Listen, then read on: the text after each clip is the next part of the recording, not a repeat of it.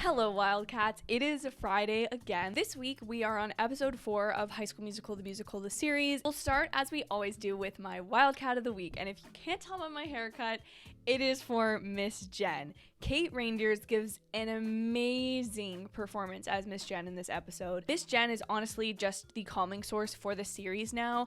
I love the way that her character has never left her endless optimism behind, but has transitioned and rolled with punches. And in this episode, we get to learn about why she became a drama teacher in the first place. And of course, ironically, it's because of her backstory auditioning for Frozen for Broadway. I just genuinely loved Nene and Miss Jen's conversation. First of all, Miss Jen's willingness to drive her to the train station, and how she has been the endless supporter of Nene, even though she knows it's made her lose one of her top talents. She serves as one of those adults that you can talk to about things that you can't talk to your friends about, but you can't also talk to your parents about, because it just, Nene's obviously under a lot of pressure, and Miss Jen just is allowed to be that third party who can give her the opinions that she really needs to hear at that point in time. I just love Miss Jen. I love that she named her car Bernadette. That's adorable. And I just love her connectedness to her students. There need to be more teachers like Miss Jen, so that's why she's my Wildcat of the week. Then we'll go to my screen moments. I actually really don't have that many screen moments for this episode. So the first one is that Gina is super cold to Ashlynn.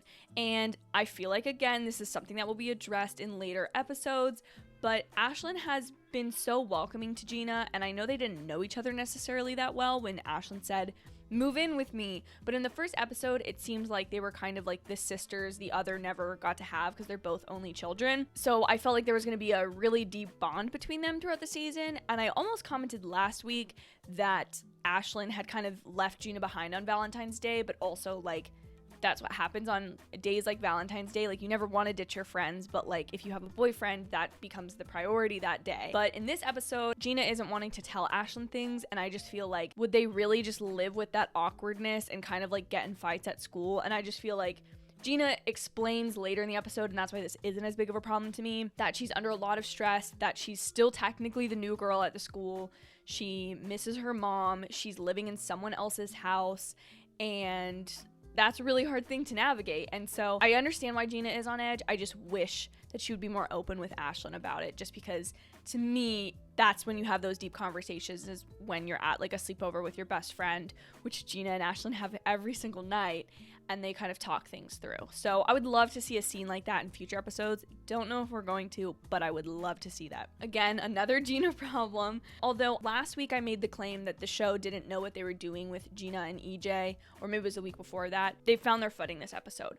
I don't like that Gina likes Ricky, just because I don't want Gina's story to be limited to her being the third person in a love triangle where we already know what outcome we want, and we pretty much know what the show's gonna give us. It makes sense. As much as I don't like it, it makes sense that Gina would have a crush on Ricky. He's been there for her. They can talk deeply about things, and maybe it's not even that serious of a crush, or she doesn't even want to be with him, but she finds it awkward to navigate being his friend when his girlfriend is distant and not trying to seem like she's taking Nene's place. When Ricky and Nene are long distance, that's what it kind of looks like. So it makes sense.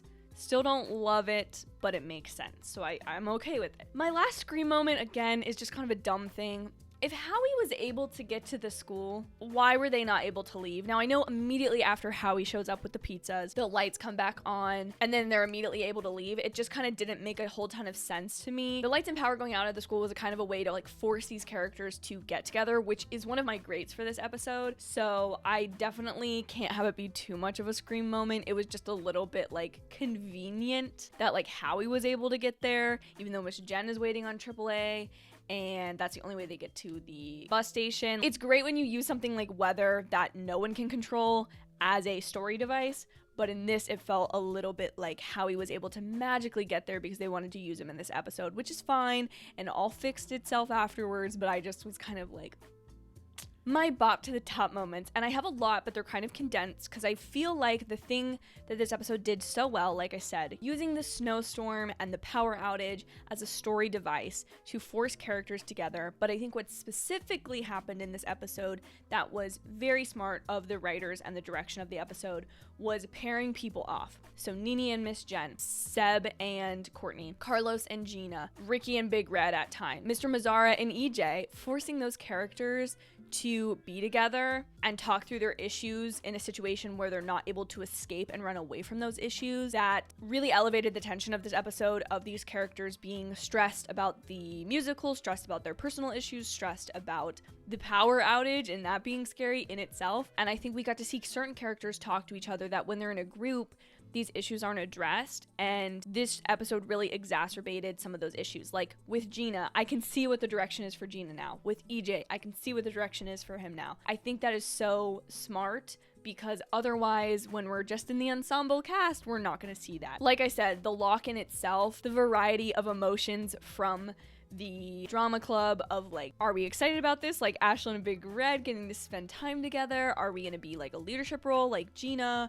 Are we kind of freaking out about it like Courtney because she has a test the next day? And it felt like a reason to keep them at the school that wasn't too unrealistic. I've already gone into this a little bit for Miss Jen, so I'll focus on Mr. Mazzara, but the talks that those two teachers had with the individual students, Nini and EJ. Because, you know, Nini and EJ, I even liked their conversation because they're on opposite ends of the same coin.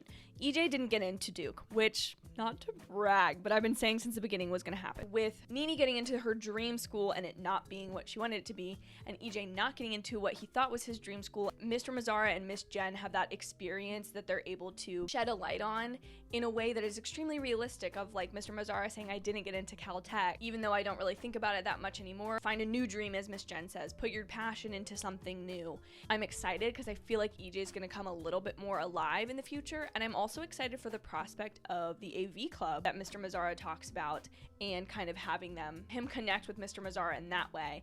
And see EJ and Mr. Mazzara in that space is going to be really fun. But especially with Miss Jen and Nini's conversation, I think that's just really important for her growth as a character.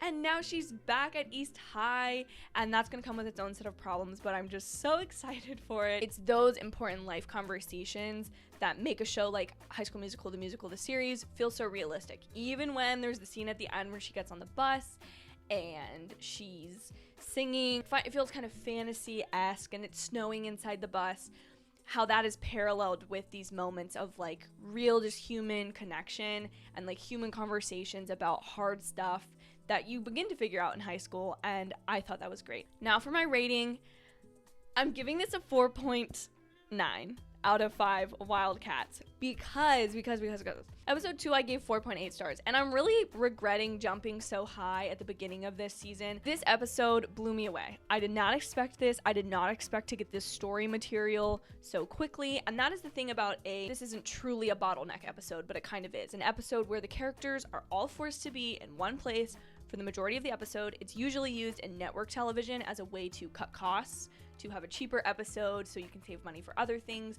This episode, likely, that was sort of part of the idea, but it's also a great narrative device, as we talked about, to force all of these people to deal with the issues that they otherwise would just go home from school and not have anyone else know about. I really also loved the fact that the beginning of this episode and the end of this episode very much captured what people love so much about The Office. When this show first was announced, I was blown away at Disney's ability to pick up on Gen Z's love, and I mean love, of The Office and mockumentary shows. What I see it growing into this season, which I've talked about a little bit, is mirroring those moments of the times when Jim and Pam are getting together, paired with the really, really actually uncomfortable scenes of things that happen at the office with Kevin. This episode, at the very beginning, there were several scenes with Gina and Ricky that were very like awkward, and then to pair that with these deep conversations about what the characters are going through just shows how good the show is, and really kind of blew me away because I didn't expect to see that in a show like this. The only reason I don't give it a 5 out of 5 is because now I'm scared to give something a 5 out of 5 and have it be better than this episode and have to like change all of this again. This is basically a perfect episode to me. I just don't want to give it that in case something else next week blows me away, because I am really excited to see next week, because now I feel like I don't know what's happening for the rest of the season. Everything I said that I thought was going to happen has happened, pretty much. Please don't forget to let me know in the comments down below who your Wildcat of the Week was, what you liked about the episode, and what you're excited to see or what you expect from the rest of this season, because we've got 7 episodes left. 7? Yeah, we have 7 episodes left, and I don't know what's coming. Thank you guys so much for watching. Have an absolutely amazing Friday, and I'll see you in my very next video. Bye, guys.